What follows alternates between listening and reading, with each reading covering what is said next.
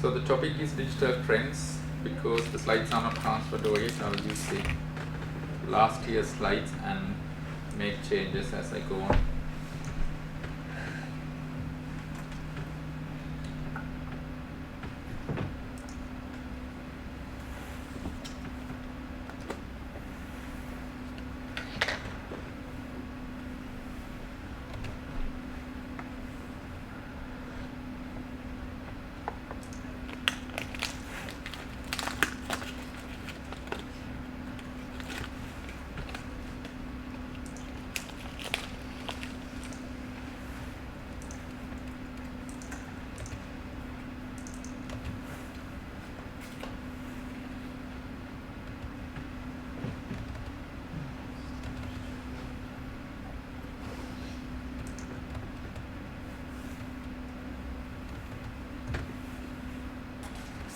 Okay, so it's we are coming towards the end of all the interesting topics we explored in the first module. So the topic today is trend watching as ICT or computer scientists or software engineers or professionals in the computing field, how to keep track of latest things that are happening. It's quite important because computer science is one of the industries where things are happening so rapidly. You can imagine the knowledge get outdated quite easily. It's something you learned this year may not be applicable 2 years down the line. Things change a lot. I mean, personally, I have to learn a lot when I'm supervising master's projects or PhD projects because they always come up with new research with acronyms I've never heard of. So that's one of the beauties in this industry where we learn the basic conceptual understanding. You have the conceptual knowledge. Then based on that, you have to be confident to keep track of various things that are happening in different avenues, theoretical, applied, various different avenues. So we are going to explore some interesting things that have been happening over the last couple of years. If you look, try to sort of have a very generalist view about trend watching. So trend, just like fashion trends or latest things happening in the web design, so cars or car engines, trend is some sort of a general direction where most of the people seems to be setting their sight on. So there is a definition saying a general direction in which something is developing or changing. So if you are not aware of it, or if you are not, whether you are happy with the trend or not, just awareness is something that is important. With awareness, you can decide whether you are agreeing with that or not agreeing with that, or are you going to keep up with the trend, or are you going to ignore the trend. So in technology, trend watching is quite important because sometimes there could be a new operating system, new browser appearing, new programming language, new algorithm, another new tech company appearing. So you have to be quite aware of what are the things that are happening within the industry. If you look at this in quite a philosophical view, the way the brain works and way we learn about things, if you think about a toddler, or how they learn to read, walk, identify colors. So pretty much humans are driven by curiosity. You notice things that are unusual, then you go and have a look at them. If you ended up suffering some sort of unhappiness or pain as a result of that new thing, you decide to ignore it or try not to play with that anymore. If you find something enjoyable, something stimulating, then you might go towards that. So that kind of things, in biology you learn them as ethnographic studies, how people naturally interact with each other or interact with the nature. If you think about some animals living in the wild, why they want to have some sort of a boundary for themselves, and why they protect their people in their animals in their group against other groups. How do they identify one animal as belonging to their group, one is not belonging? Kind of very basic things that have been there in living creatures. So similar things in computing industry. So trends are usually things that persist. So there could be something that happens suddenly and totally disappears within the next 24 hours. So you don't consider that as a trend. But if you can sort of view some sort of a general pattern, and it seems to be happening for a while in terms of a small time scale, like it could be like something happening for the last couple of years or last couple of months, then you might be able to, it might be interesting to see what's happening and learn what's happening, why it's happening. For example, Uber kind of applications or Airbnb kind of applications, what people think about, rather than buying cars or buying houses and establishing a new company, who came up with this model to get other people's cars into some sort of virtual company and come up with this kind of a taxi service? Who thought about that? Similarly, rather than buying properties and developing a network of like chain of hotels, Airbnb is pretty much about asking people to rent their own rooms or rent their own houses to outsiders based on using a certain platform. So weird things happening, and also self-driving cars kind of phenomenon. So it might become quite normal eventually. There was a research done a couple of weeks ago by Nissan, I think, in London, where they were trialing their self-driving cars. Have you seen that video? I think it was there in BBC.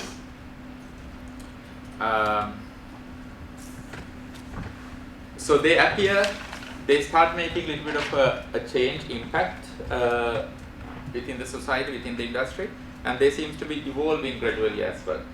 So Uber appeared. Now there is something called Uber Eats, isn't it? Uber Eats or Eats. It's to do about takeaway things. And then Amazon trialing all those different delivery things with using drones. So drones have become a trend. Drones for everything. Carry your backpack, carry your lunch bag. So they tend to evolve, and as they evolve, people become quite aware of it, people become quite familiar with it, and it becomes a norm eventually. Now if I ask you about quantum computing, can anyone explain what is quantum computing? Have you heard of the term? Yeah. I'm not too sure, but is it when, like normally CPUs compare to being 1 and 0, but a quantum computer has, I think, I can't remember what the particle is called, but it's in both states, it keeps switching between the two, and that's how it gets data. So rather than comparing two sets of data, it goes straight to a piece of data at once. Yes. Yeah, roughly correct. Even I don't understand it totally. It's quite a physical, mathematical equation type thing. So you call quantum means 4. So there is something called qubit. It deals with different status rather than our traditional having a current, not having a current, which is a 0 and a 1. So normal binary pattern.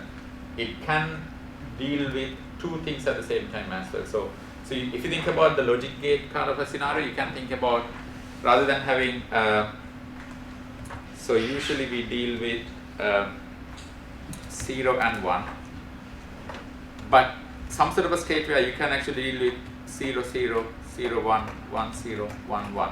So it gives 4 different combinations. And not exactly that, but something like that. Like for example, in quantum computing, there are number of concepts.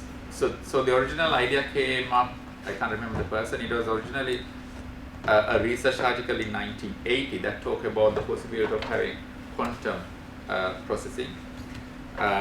It has its basis on mechanical side, how the atom behaves, because naturally always when you drop something it goes down because of the gravity. So naturally in the environment, things always try to settle. Like for example, if you think about a water drop, it goes down. If you pour some water on top of a mountain, it naturally goes down. Because usually in nature, things, if you think about the terrain, things get settled in that kind of areas. So it's along that line the quantum computers are thinking. There are two, if I can remember them, there are two key domains it deals with, not domains, key concepts. One is entanglement, other one is tunneling. So the idea is the quantum computer, or conceptually, it can come up with a number of, so usually you ask the question and you expect an answer. But quantum computers, they are capable of coming up with number of good answers.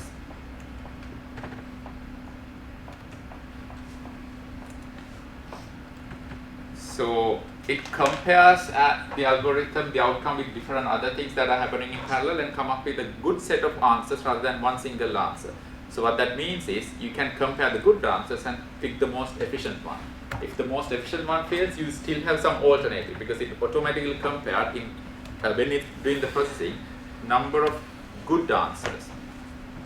So there is some concept. There are some examples saying like if you think about some sort of a, like let's say peak district, and if you ask somebody to travel from A to B, naturally you'll be trying to avoid having to climb up mountains, trying to find paths that are going through valleys so that you don't have to make that much effort to travel from A to B.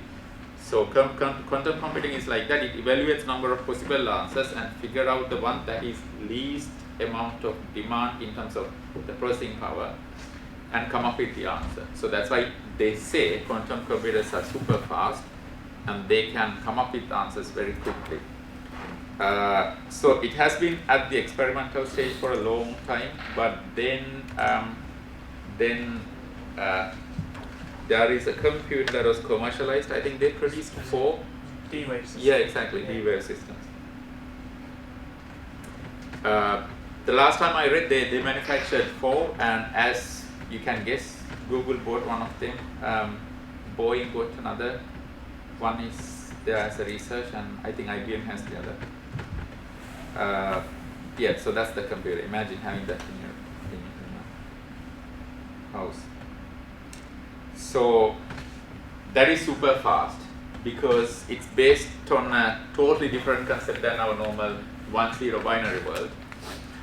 It can do things very fast, and if this becomes like commercially mainstream, they say all the current encryption algorithm we have pretty much become useless because it can quickly guess your password. If the current password guessing in our normal binary computer takes 100,000 years, this can probably do that within a couple of hours. So if this becomes like quite mainstream, then there will be so many other research that would be happening in parallel to come up with programming languages that can work on these, algorithms that will work on these, and also increasing the strengthness of encryption techniques, all the virtual boundaries we have developed to withstand kind of an attack using these computers. I think it's not affordable for us at all. It will be affordable only for companies like Google and Boeing.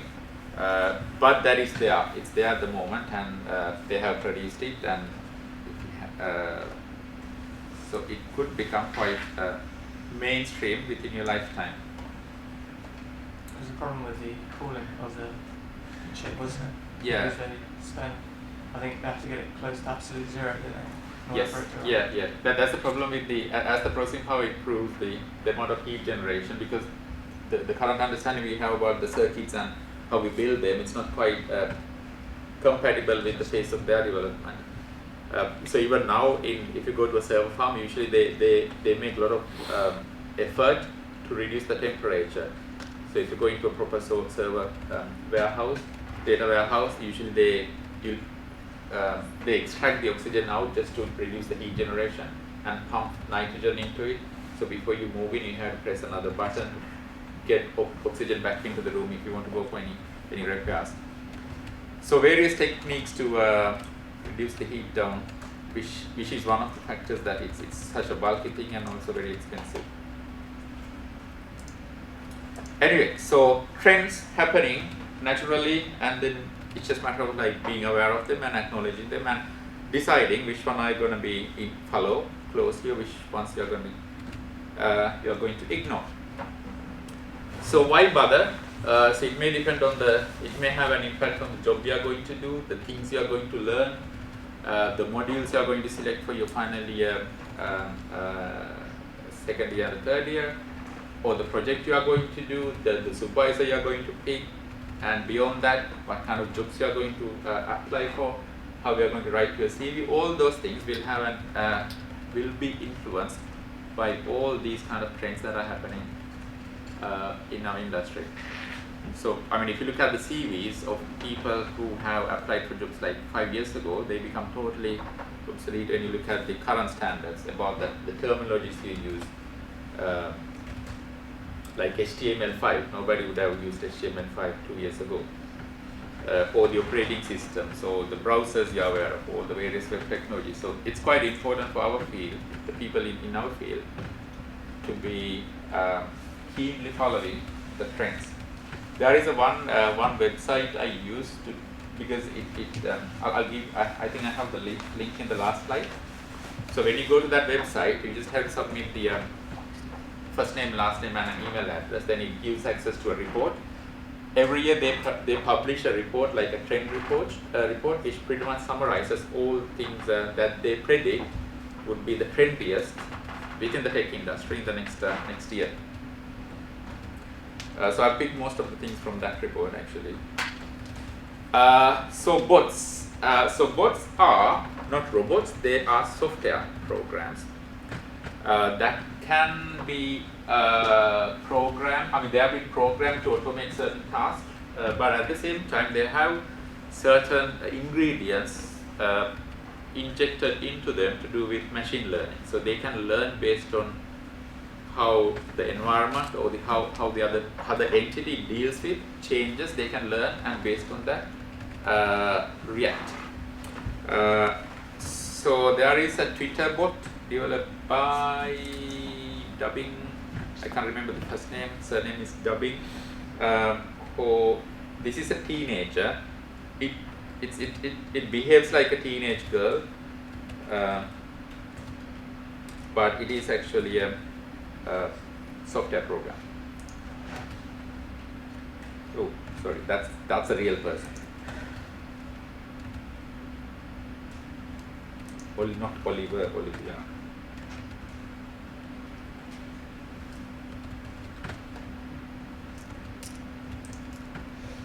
Yeah, so that is not a real person, that's a software program that automatically reacts to things and come up with some ideas or some sentences.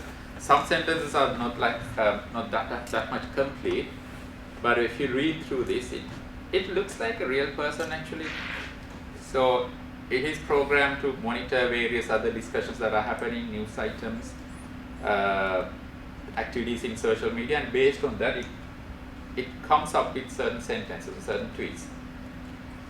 So there are a considerable number of followers. At the beginning, there were like a huge number of followers. Then it became a little bit unpopular. There were some issues, and now it has still some followers. If you look at them, it's quite interesting. It somehow picks up the latest things based on news headings and news articles. Some of the tweets are actually better than normal humans too.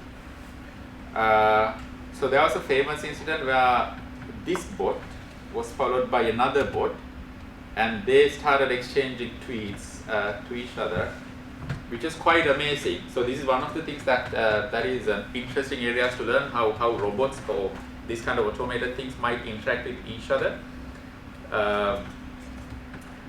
I can't remember the other one, but it might be there. Yeah, that one.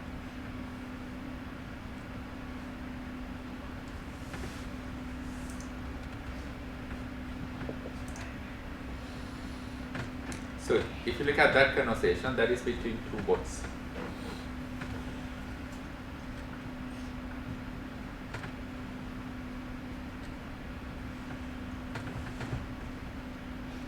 And can you imagine, for example, last tweet with soft spelled as soft number of T's.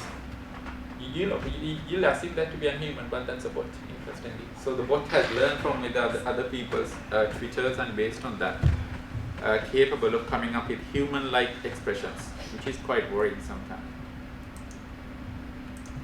So they consider, based on the trend report, the bots are possibly one of the things that would become quite mainstream, where a number of software programs are going through the internet, blogs, Twitter feeds, Facebook status messages, various things, and recognizing patterns, and based on that coming up with news articles, discussion points, or informing their masters. For example, you can train a bot to follow certain topics. If you're interested in politics, you can ask them to follow politics in the UK, and they will report back with some sort of a summary saying, okay, these are the things happening. That is another area where bots have been converted into digital assistants, or personal digital assistants. Yeah, so some organizations use bots to automatically set them to scan what's happening amongst competitors, what's happening in their websites, what's happening in terms of their news feeds, and automatically trigger alerts if there are interesting deviations from the expected pattern. Training employees, surveillance, just following up the behaviors in the physical or digital world, and based on that, recording patterns and studying them and informing humans to make better decisions. Or it could go to the other side as well. There's a discussion today about the Google's ability to recognize images, because image recognition is one of the trickiest areas. Of course, as humans, we are quite quite good with recognizing colors, shapes, memorizing pictures, recognizing faces. They're so trivial tasks for humans, but for a software program, it could be millions of lines to identify something differentiating foreground from the background.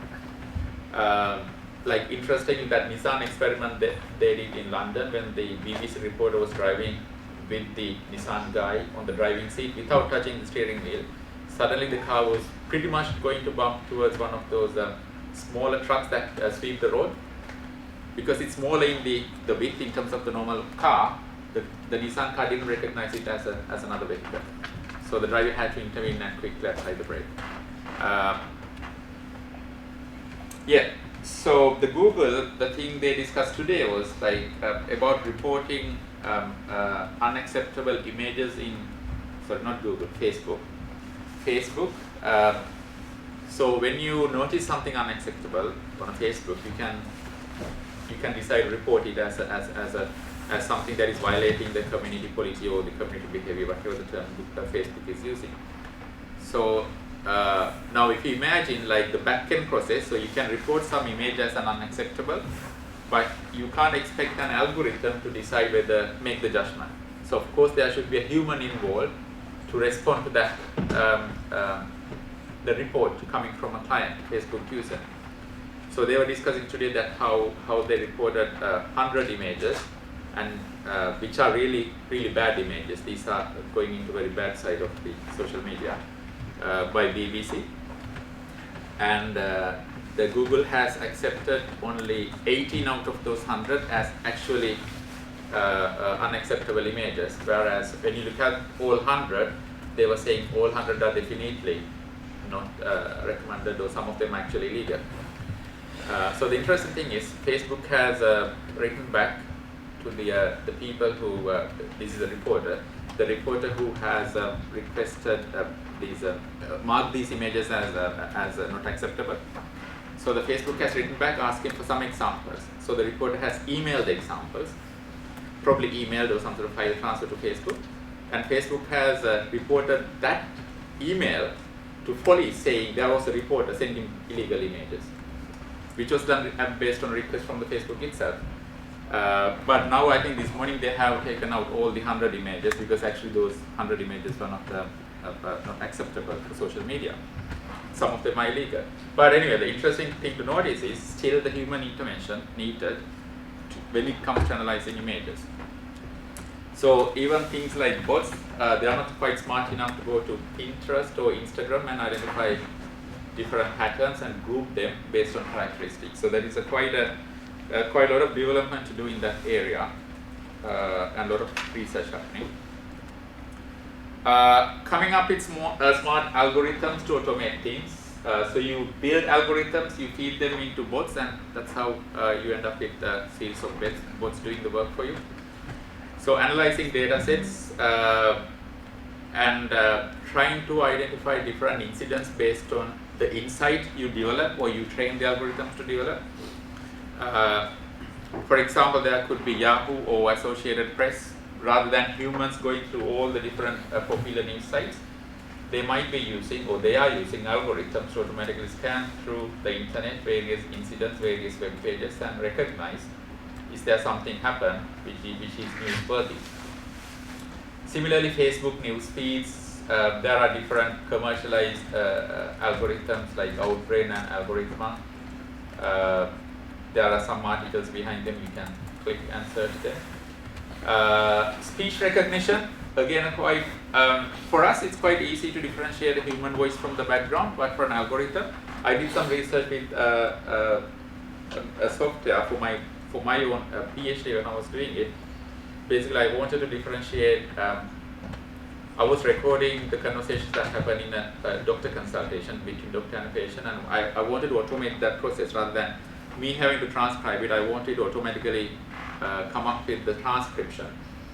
So I experimented with various open source projects because I didn't want to spend money. There were some IBM packages which are a little bit expensive.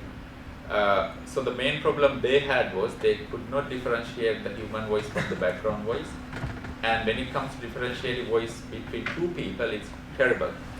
I wanted to train it to recognize the doctor's voice, because doctor would be the same throughout number of consultations. It's only the patient that keep changing. So I got the software to train the doctor's voice by asking doctor to say certain words. So that's the usual scenario. You have to train the algorithm with the voice by asking them to pronounce certain words. And then algorithm recognizes, okay, this is this person's voice. Try to pick out usual patterns in the frequency and so on. But the same doctor, throughout the consultations, which are like half a day work, it failed to recognize. It's the same person talking again and again, but it could not recognize it as the same person. And even recognizing words, it was quite challenging for the software to differentiate the tone of the voice and the background interruptions, etc. So it's a quite challenging area for the computer scientist, image recognition and voice recognition. And then the third area is natural language processing. We are trying to get some headings by analyzing an essay, for example. It's quite difficult for a computer algorithm to go through that. Anyway, so Facebook, Google, they've experimented a lot with coming up with algorithms to recognize various behaviors to do with humans. Personality detection based on the movements, based on how they interact with things. For example, if you look at Amazon, it does that to a certain extent. It tries to profile you based on your consumer behavior, and based on that try to come up with recommendations. Google does the same thing based on your search patterns. It tries to recognize what kind of things you are interested in, and based on that provide the advertisements or suggestions for your search outcome. There are some algorithms used to just purely to come up with designs for fabrics, designs for fashion items, 3D printed bridges. Have you seen the video where they did the 3D printed house?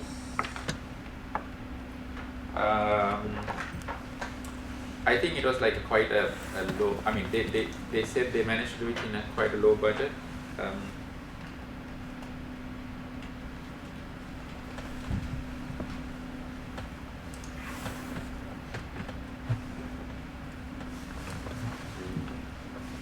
Yeah, that's the house.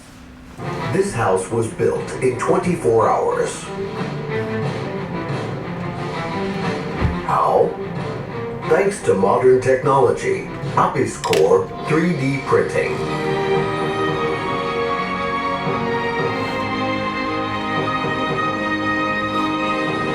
his core. Building the future today. 3D printing?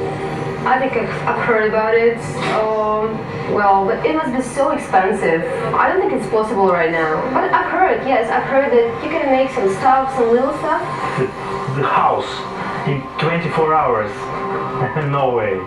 في رأيي أن التكنولوجيا المضافة سوف يكون لها مستقبل عظيم. Y claro que gracias a este método podemos volver a construir las viviendas más baratas y más accesibles. Printed house? Why not? Why not? I think it's a good idea.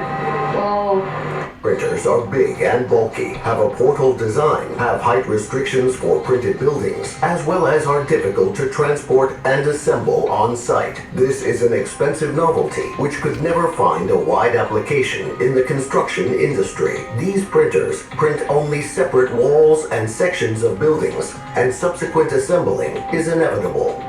The walls of this house were printed entirely on site. This is the world's first actually printed house. Anyway, you got the meaning. So it was like a portable printer having concrete as the ink and printing it. And then of course there were like space for plumbing and all the heating, etc., which needs some manual intervention. But anyway, portable, low cost, low time needed. So that seems 3D printing has become a trend. Deep learning. Now again, this is the area where researchers mostly, or computer scientists mostly trying to identify the behavior of our how the natural world is behaving, especially our brain is behaving, and based on that, trying to train computers to think like humans. What are the cells we have in our brain? There is a different name for them other than our normal skin cells and things. There is a different name we use for the Gray cell? No, I mean there is a gray matter and the white matter, but the cells are called neurons. I'm sure you have heard of it. Yeah, because they are specialized to transmit things and communicate with each other.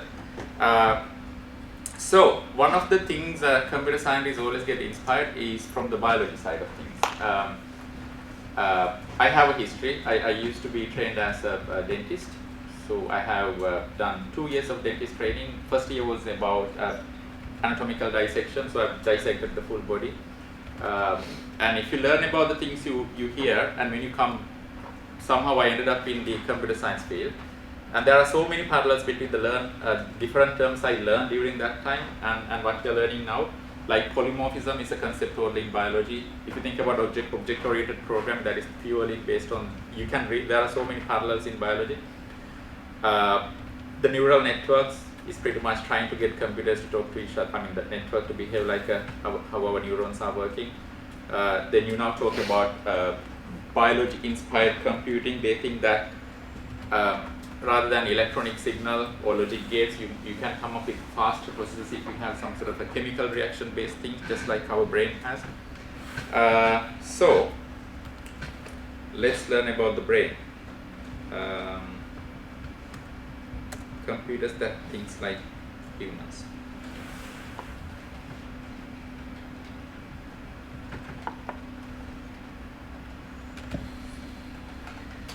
So there are billions of brain cells in so the neurons, and the way they behave is totally unique for us. And if you think about the Homo erectus, which is about 1.5 million years ago, their brain capacity was about 500 cubic centimeters. At the moment, we are having 1,500 cubic centimeters. So about millions of years of evolution resulting in our brain capacity because of all the things we experimented with, etc. It's amazing piece of computers these days, they just don't learn.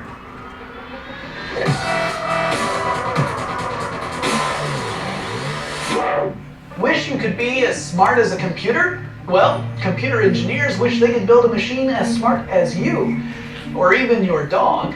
Okay, so there are certain tasks that computers are obviously better at than we are.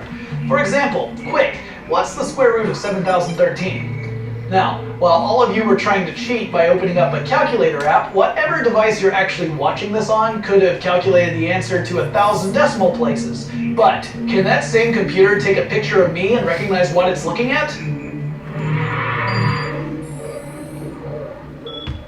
With dedicated facial recognition software, written by humans I must add, it probably can, but that requires a lot of work on the front end to make it happen. You see, when it comes to recognizing visual images or a style of a piece of music, the natural architecture of a human or even an animal brain is at a huge advantage. So, what if we could make computers think more like brains? Now, a computer is based on von Neumann architecture. That's where you have a CPU and a separate memory bank.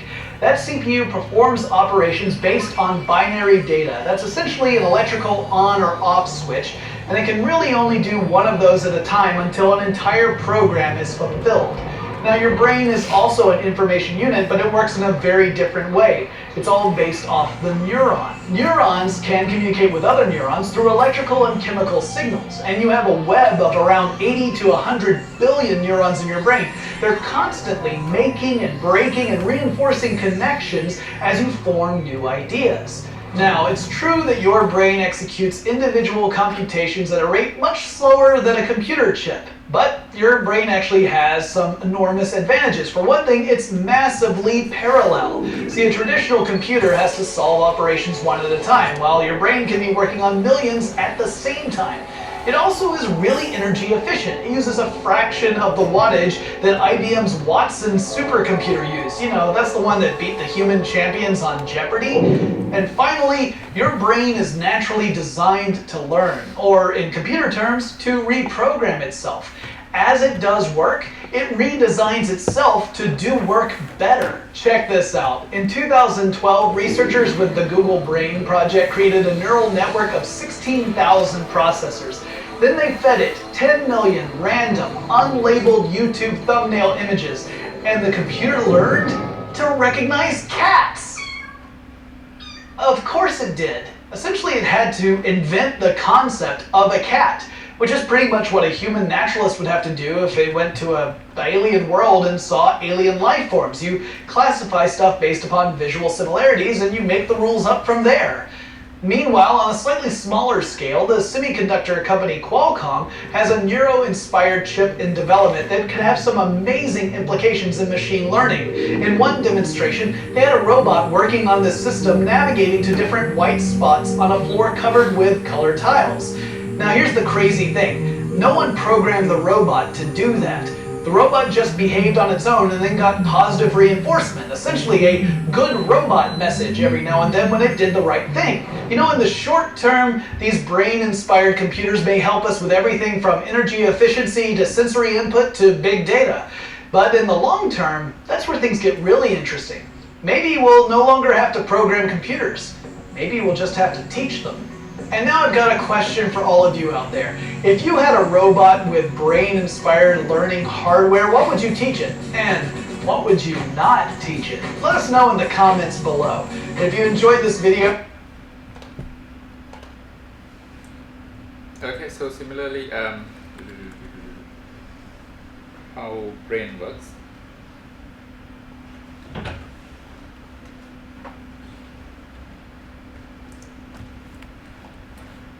This video pretty much gives an overview about how it does. I'm not going to play the full video, but... Are you sick of flipping pages to learn anatomy? Are you bored of uninspiring...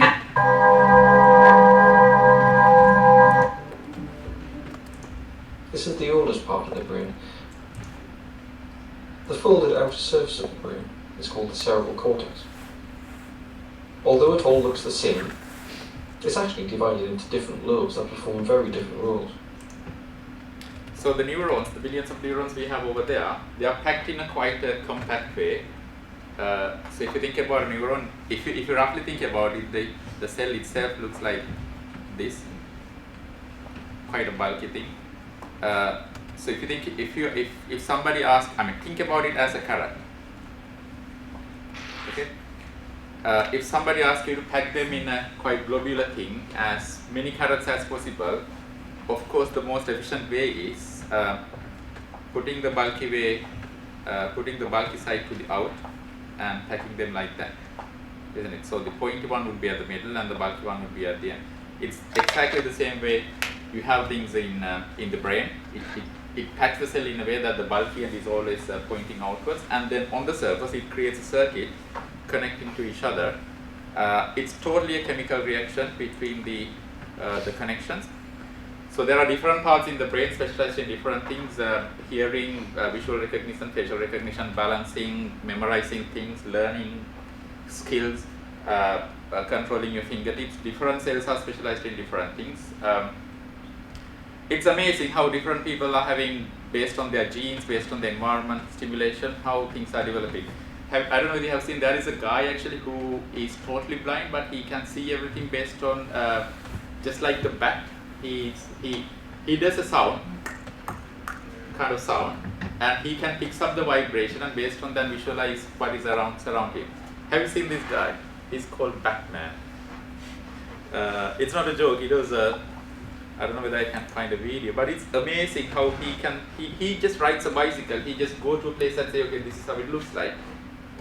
Totally blind, but totally based on the vibration he's getting from the surfaces.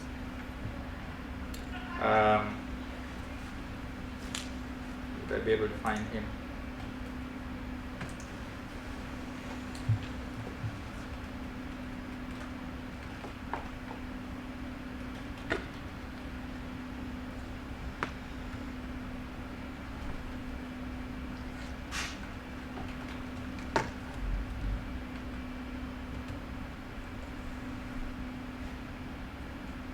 Yep, I think that's the guy.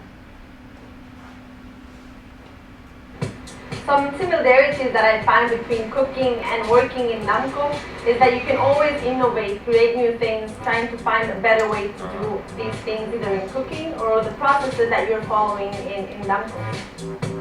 My ambition with the graduate program was to learn more about Namco and about the logistics industry, and also to have an accelerated growth within the company and within the group with all the skills that I am able to get with the program.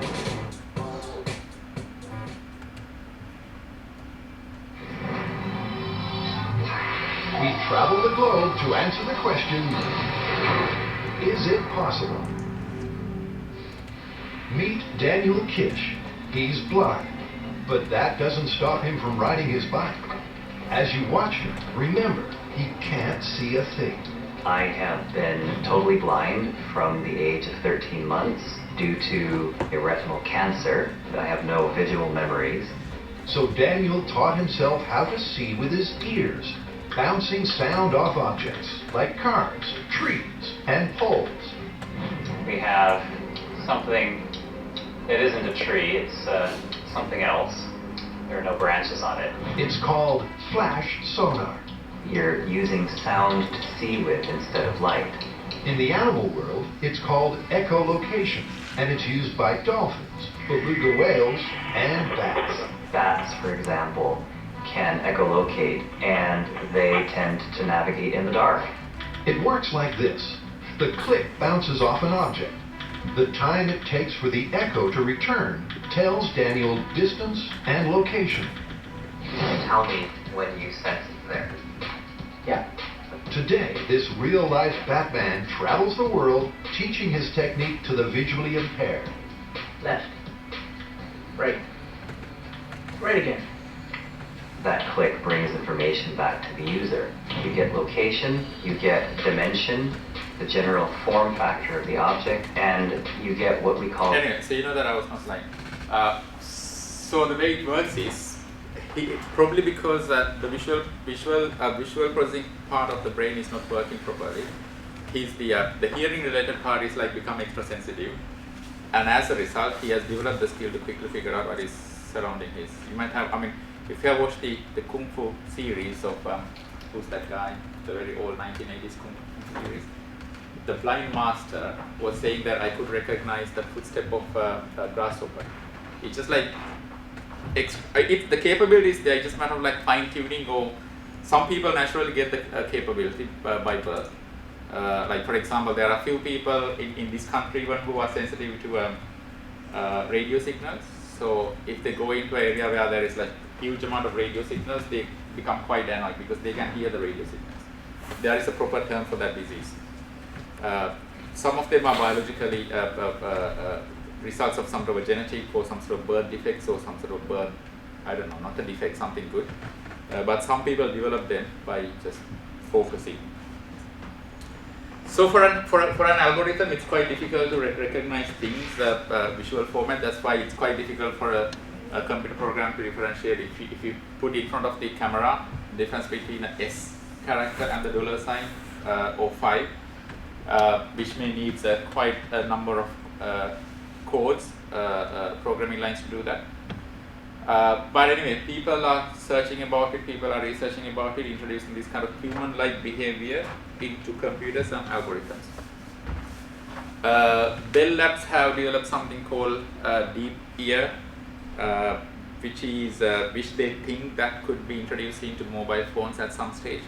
So what the deep ear algorithm does is, there is a paper published by them. If you just Google for deep ear Bell Labs, there is a PDF file that you can actually read.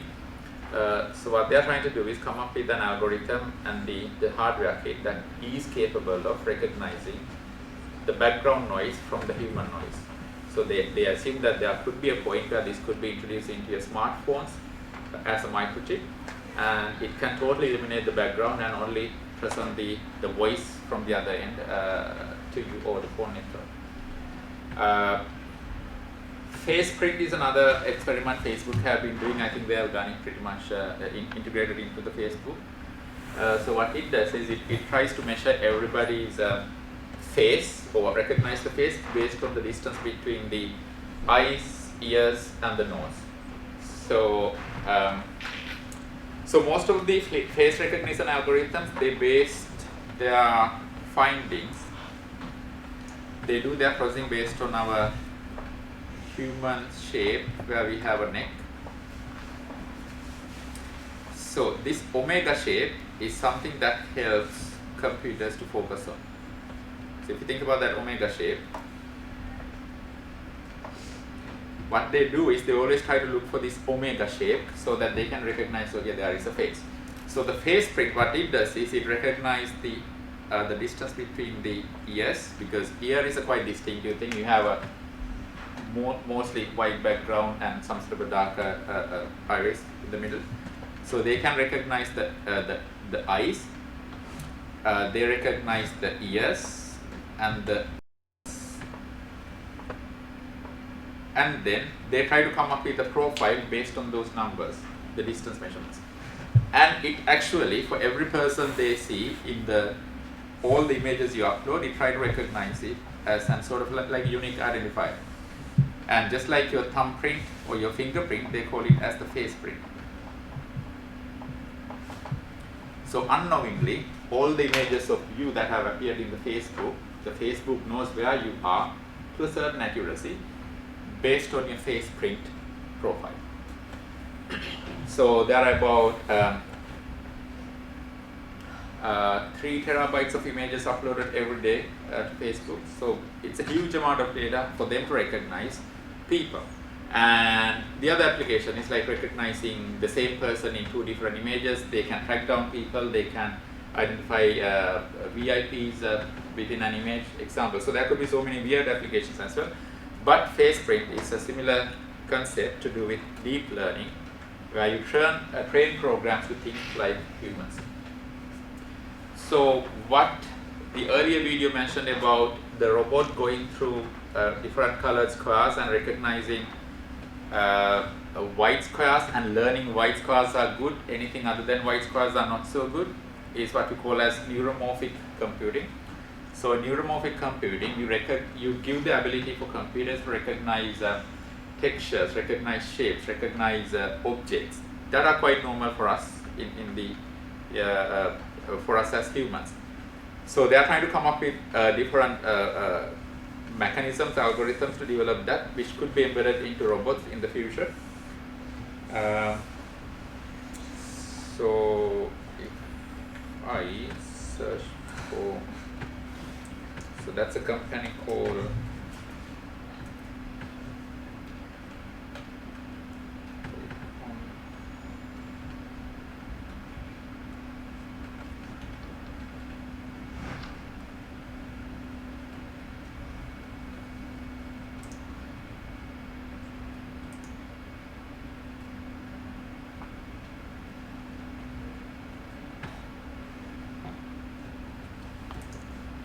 think it didn't have the sound.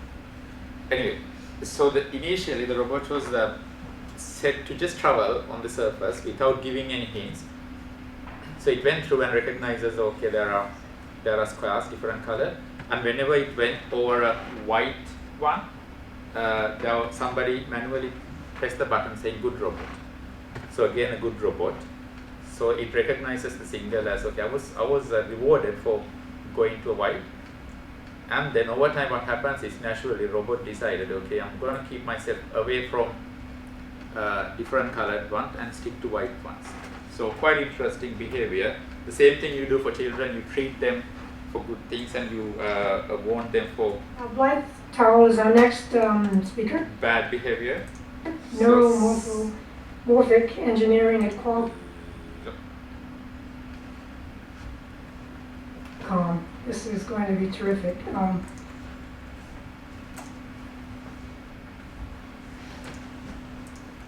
So deep learning is the other trend that you would expect to see. Cognitive computing, again, human-like computing behavior, natural language processing, artificial intelligence, and then using those human-like judgmental capabilities to come up with predicting weather, interpreting medical images, finding gas in a place. Because, for example, finding gas or finding some sort of petroleum resource, it's quite a skill. They say it's quite difficult for somebody to develop the skill. They had to do this for a number of years and then develop the expertise. So when you present the findings in front of them, they will say, okay, let's dig a hole there because there is a more likelihood to find natural gases there. So they say it's quite difficult to program because it's the expertise that person built over a large number of years. So now they are thinking about somehow putting that expert knowledge into an algorithm so that using the algorithm you can scan through massive amount of data to do with the different geographic data using various scanners and then trying to figure out which place is the ideal place to dig a hole or create a tunnel to get the natural gases out. So coming back to quantum computing, having the qubits as the main data source, the main way of behavior, and then IBM has already have the D-Wave. Similarly, Lockheed Martin, sorry, did I say Boeing? It's Lockheed Martin reported. Google and Lockheed Martin already having them to do various experiments. And NSA predicting that cryptography techniques we have based on various strengths of algorithms, they would become quite useless as a result of this kind of high power computing. So the quite difficult thing to achieve for the computer is to have parallel processing, dealing with two things at the same time or two or more things, which is quite naturally there in our brain. You can always talk to somebody at the same time, think about something different or remember the previous conversations or worry about something totally unrelated. That is something quite difficult to inject into these mechanical devices.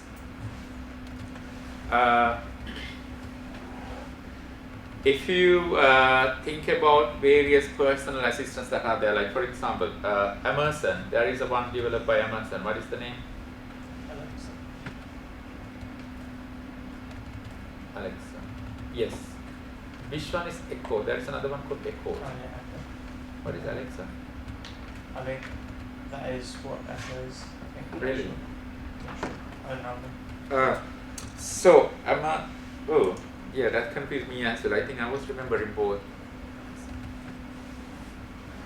I think only the product name. Yeah, probably. The actual software. Yeah, so that is the Amazon Echo. Yeah, probably the software. Yeah, Echo is the gadget and software is the Alexa. So what it does is it can sit there in your living room and you can just do verbal commands about turn the light on, turn the heating up, turn the heating down, various different things. And it can then communicate with your boiler controls, the light switches provided they have the connectivity, and control. So developing towards smart homes. There is another protocol that has been becoming popular called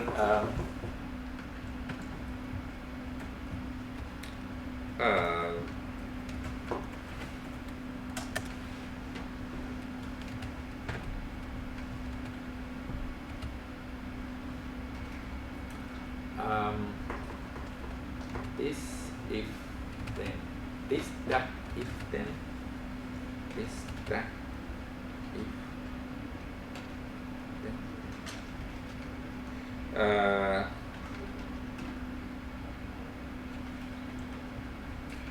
IFTT.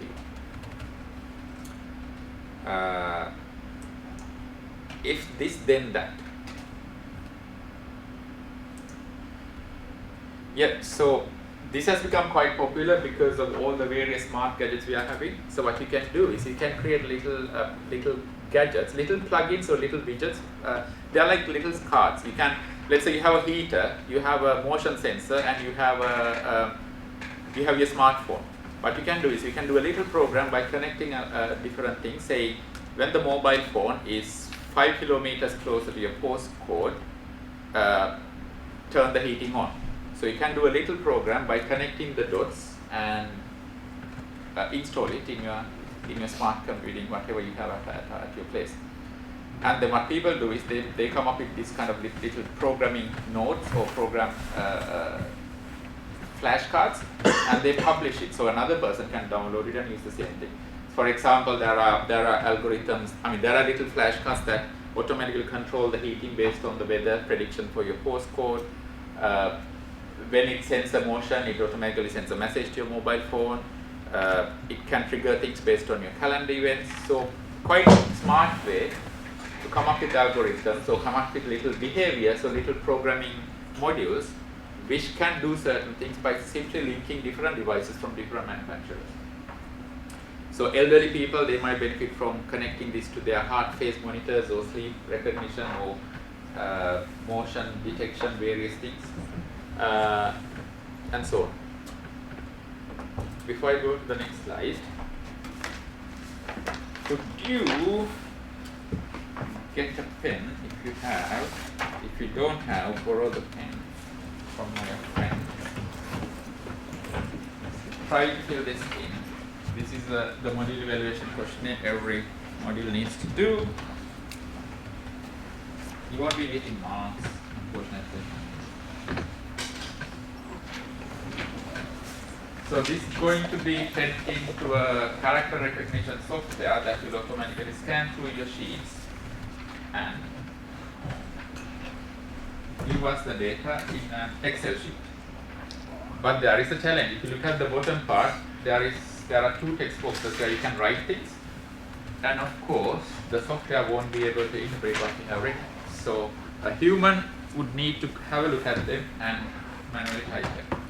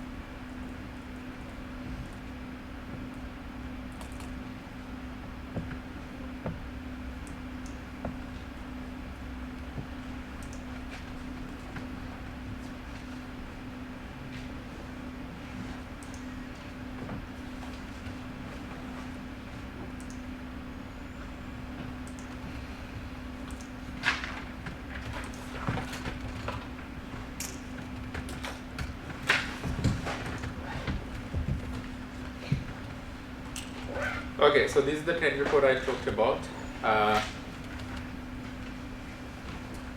So scanning through the trends, they predict. I mean, if you compare the 2016 and 15, some of them were quite good.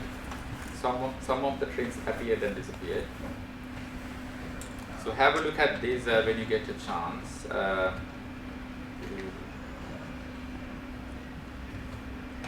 So it lists various trends. Artificial intelligence, it's probably there in many places. If you think about this, there is a deep linking, ambient interference, virtual personal assistants. So those are the things like Amazon's Echo, virtual reality marketing, head-mounted displays, smartwatches, ambient proximity. Now, ambient proximity is a topic that is quite probably might be there for a while. So they did this in JFK Airport in New York. So they installed a set of sensors. So what it does is it monitors this. So anyway, so in the system, the reservation for a flight is linked to a smartphone. So the system in the JFK Airport recognizes when you step into the airport, it recognizes, okay, you've arrived. And everywhere you go, it can track where you are at the moment. So what they do with that data is they predict how much walking time you need to go to the check-in counter, for example. And based on that, automatically send a message saying, okay, you are 2 minutes away, you are 5 minutes away, or you need to hurry up, or you have plenty of time to go. That kind of messages to your phone. The other application they do is, for example, let's say there is a huge queue in front of a particular check-in counter. So they, based on the data, based on the location of the mobile phone, they can recognize, okay, there is a queue, so many people are waiting, and then within the system, it automatically allocate more staff members. And for example, let's say you are in a queue at the far end and you are worried about how much time it takes. All you have to do is take your phone out, and it will automatically say how many minutes you have to wait and whether they are allocating additional resources or not. So JFK is at the moment using this as a movement recognition application for them to do with help with resourcing. But of course, you can have so many other applications if you think about tracking your movement within a confined space. Like for example, let's say within Kingston University, we have the ambient proximity application. Then we can quickly recognize where a certain group of students are. Or are they going to come to the lecture? Are they nearby the lecture theater? Or are they in a totally different location? So ambient proximity, which is there as number 36, is it's quite a lot of activity there. Connected TVs, streaming social video, smart watches, differential privacy, recognizing individual person and based on their profile, developing things. So anyway, this is quite a lengthy, detailed report. When you go through them, there are so many interesting things you can learn about as happening. What I'll do is probably I'm sure it's okay. I'm going to probably attach this as an item in study space so that you can easily go there and download.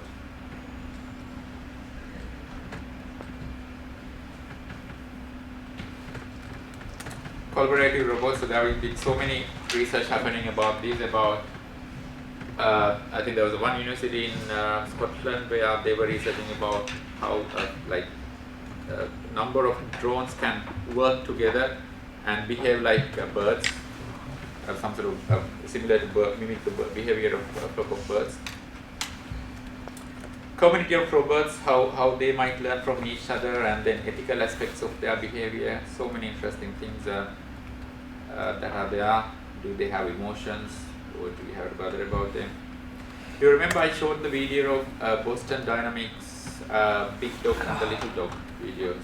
The robot that behaves like a four-legged animal. Remember, we had quite a good laugh looking at the behavior. Did you see their latest Stanford robot? University. Sorry? From Stanford University. Boston Robotics, which is now bought over by Google. sorry, Boston Dynamics.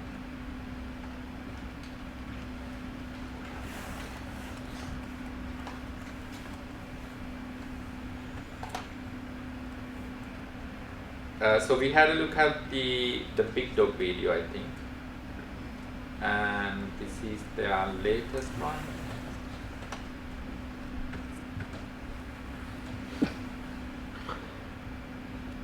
Do we have a review? Yeah.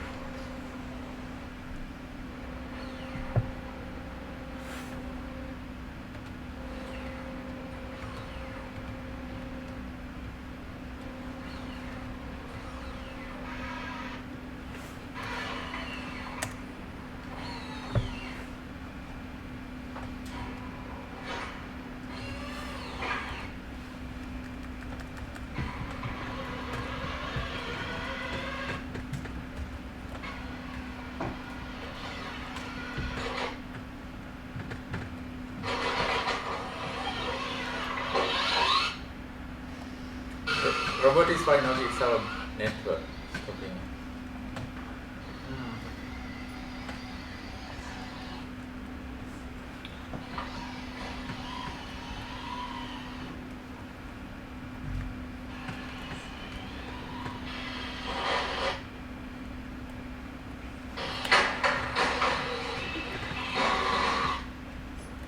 Let me drag it.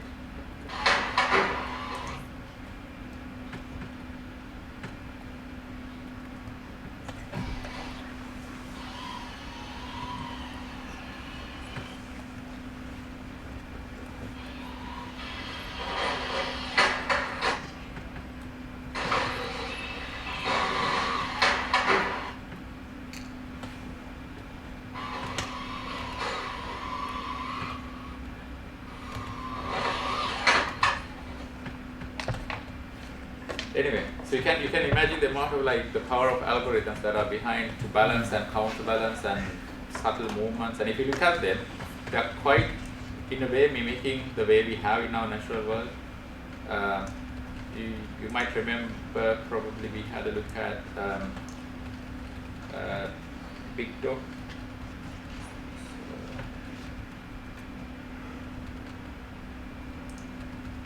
Do you remember watching this video?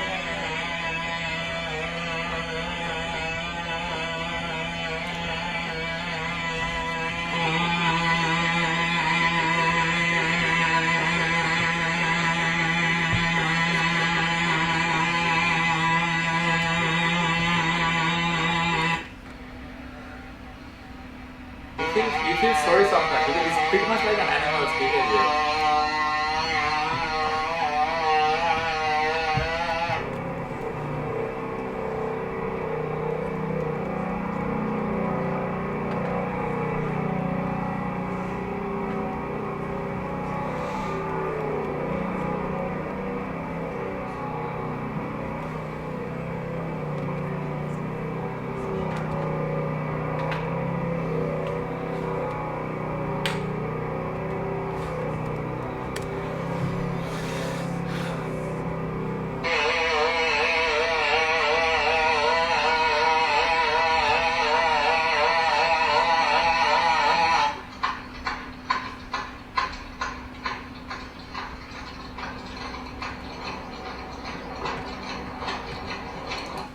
Anyway, so what I want to say is the mechanical part of those problems are not that much challenging to do. It's just the computer algorithms, the computer scientists or the software engineers coming up with the most optimal algorithms and the way to detect certain behaviors and patterns and based on them react to things.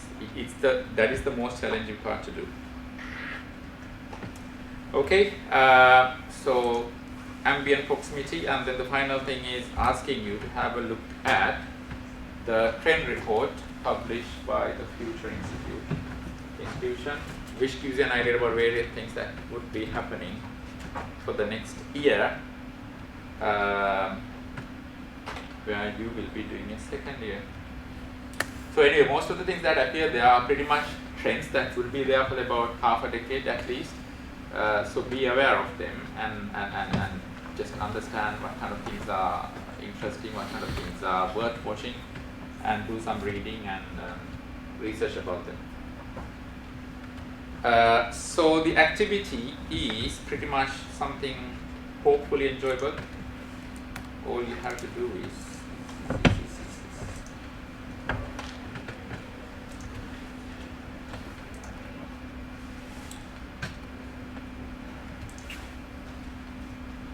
okay, I haven't uploaded the exact sheet which I will do before 11 o'clock. So the thing you have to do is have a look at the trend report especially, and have a look at the areas that you might think like you find yourself interesting. So first one is choose a recent technology news story, one that others may have missed. So for example, have a look at that report, and there are 130 or so. Pick one of the things that you find quite interesting and then search for it, whether are there any interesting developments in that particular area. For example, Google Face Print or TFTT algorithm or Amazon's Echo, something that is interesting. And then explain tasks. So in this submission books, submission form, there are large text boxes, so all you have to do is do little mini essay type answers. So the second one is explain why you find that attractive or you find that as an interesting area to follow. 3, suggest 5 different tools that you might be using to follow the development in that area, or it could be websites, or it could be little programming modules you might be able to interact with. 5 different techniques that you would be using to follow the development in that area. For example, let's say ambient proximity. So you can say you're going to follow this particular site or this particular set of development in this particular algorithm or this specific software. If you select Amazon's Echo, of course Amazon would be one of the sources, or there could be some other manufacturers developing compatible devices. What you need to do is, it could be simply following a Twitter account or following a Facebook stream. What I want you to develop is the skill to monitor the developments that are happening in the industry. Some sort of a way of doing that. For example, what I do is I usually have a look at some software engineering websites to think about or get to know about various research that are happening in software engineering. So as a habit, I do that over the weekend. I do that every week because there are so many things that are appearing and disappearing quite quickly in the field. So something like that, you need to come up with a certain pattern or certain discipline or certain way of finding, keeping up with a certain news item you are interested in. So when it comes to your final year, you might probably think about there are a number of tutorial websites that help you to practice your interviewing skills. So you might develop a portfolio, like a linked set of bookmarks to do with interview practice websites. And as a practice, you might go into them and think about, okay, what are the latest questions people seem to be asking, what kind of IQ questions they're asking, which might help you, because naturally the people who are going to interview you would be also going to that kind of websites and picking some questions to ask.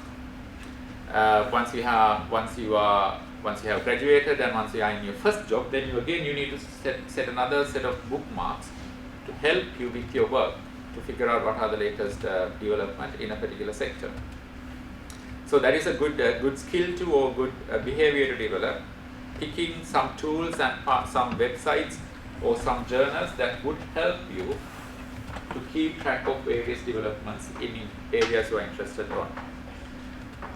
So let's say you pick Amazon Echo as your specific technology. So in number 4, you had to explain how the echo as a new technology might do significant changes to the way we are at the moment. So it might totally radically change the environment or the business or the lifestyle. Think about the good side, bad side, and explain how it might have an impact. For example, there was people are quite interested in these headsets, which gives you the ability to create some sort of augmented reality virtual world. Similarly for the smartwatches, and there was a trend about Google Glasses, and people thought Google Glass is going to be evolving to a certain extent that it could become quite like a mainstream consumer device. But as you might have noticed, they have already stopped the development because people did not take it up. They consider that as a disruption. They consider that as an unnecessary gadget that really demands your attention all the time. So there was one of the 10 reports in 2014 which mentioned wearable glasses, smart devices, as a smart device that might become trendy, but it appeared and disappeared. Similarly, there are virtual worlds. Have you heard of a virtual world called Second Life? Where you can create yourself, you can teleport yourself as an avatar and you can fly into different places, and you can buy virtual land in the virtual property. It became quite a trendy thing in 2002, 2003. There were 125 million users at one time, but at the moment it has about 1 million users. We had a virtual reality module even to train people, to teach students how to come up with things, and we had virtual lectures where we didn't conduct a physical lecture. Instead, there was a lecturer called Chris, I can't remember his second name. He conducted a virtual lecture where he built a lecture room and he created an avatar for himself. He flew into the lecture room and all the students flew into the lecture room as avatars, and they were listening to the lecture, and it was recorded, and there was a Kingston University lecture hall in that virtual world even.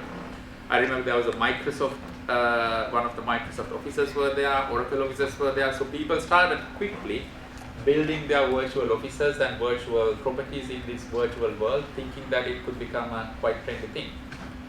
But now it has totally gone down. People lost interest in that particular area. So the virtual worlds have pretty much diminished, except the gaming industry, where they have multiplayer games in these virtual worlds. Second Life is still there. If you want, you can play around with it. So the reason I had to do some research about it yesterday, basically, because there is a student who is doing his placement at the moment, and his company has asked him to develop a virtual world for some sort of flight stimulation scenario. So he wanted to learn about it, and then I advised him, okay, don't do it, because he can develop it, but it's not one of the trendiest things these days, developing virtual world to train pilots. So that kind of things are quite important for you to be aware of, about it could be more acceptable in terms of the trends or not. So number 5, if you can think about how of experiment you can do, you don't have to spend any money, just come up with an idea. For example, let's say you are experimenting about virtual worlds. You can think about, okay, little experiment where you create yourself as a virtual character and fly around and investigate and come up with some findings. If you think about Amazon Echo, you can say this is the kind of experiment one could do if you have a budget. So you can buy an Echo device, connect that to a number of devices and let it communicate and come up with a certain pattern that is more suitable for your household. So all the 4 items are pretty much helping you to imagine about the things that could evolve over the next 2-3 years, and how you can integrate them or consider them as some sort of like opportunities to learn about the world. Okay, so I'll upload that before 11 o'clock, but that's what you have to do. Any questions? No? Good. Okay, so I'll see you next week. We are going to do a little bit more digital trains this time next week. And thank you for filling the form. You can leave it on the desk. I'll come and collect it.